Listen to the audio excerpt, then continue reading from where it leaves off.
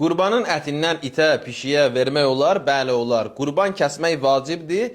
Xeyr, həcc ziyarətində olanlar üçün vacibdir. Bizim üçün isə müstəhəbdir, savabdır. 50 nəfər, 30 nəfər, 20 nəfər, 100 nəfər toplaşır, 5, 10, 15, 50 manat ortaya qoyur və bir qurban kəsir. Olar? Bəli, əlbəttə olar. Qurban bayramında niyyət etmişəm ki, qurban kəsim, amma onun yerinə istəyirəm ərzaq verim, başqa bir xeyir iş görüm. Olar?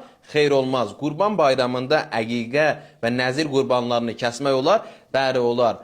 Qurban bayramında nişanlı xanıma, qız tərəfinə qurbanlıq aparırlar. Həmin nişanlı xanım ailəsi o qurbanı ehtiyaclı ailələrə verə bilər? Bəli, bilər.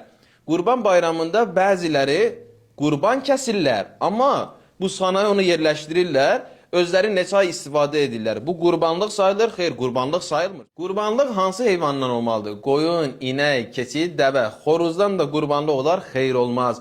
Qurbanı kəsəndə neçə nəfərə verək? Çalışın, çox verin, əli açıq olun. O ailə bir neçə dəfə yemək bişirə bilsin, ətdən istifadə edə bilsin. Bəziləri bu qədər ət verir, deyir, mən qurbanlıq verdim.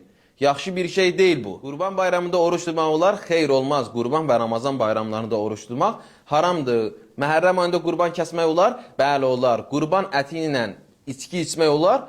Adi vaxtda da içki içmək olmaz. Qurban əti ilə içki içmək daha da pisdir. Daha da pis görüntüsü var. Daha da pis əzabı var. Mənim iştirakım olmadan qurban kəsə bilərlər mənim niyyətimə. Pul göndərirəm, kəsirlər. Bəli, olar. Mənim hal-hazırda pulum yoxdur. Amma alacağım var. Gəlirim olacaq. Bilirəm. Olar ki, pul alın bir nəfərdən qurban kəsim? Bəli, olar. Qurbanı kəsəndə onun qanundan alına vururlar uşaqların. Bu nə dərəcədə düzgündür? Xeyr, İslamda, dində belə bir şey yoxdur. Xurafatdır və heç bir mənası, əhəmiyyəti yoxdur.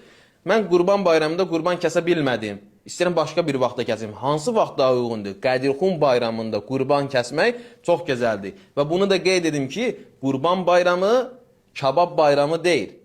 Nəfsi sındırmağın bayramıdır. O bayramdır ki, kasıblar, ehtiyaclı ailələr şad olur, sevinir. Biz bunun üçün çalışmalıyıq. Kabab üçün çalışmayaq.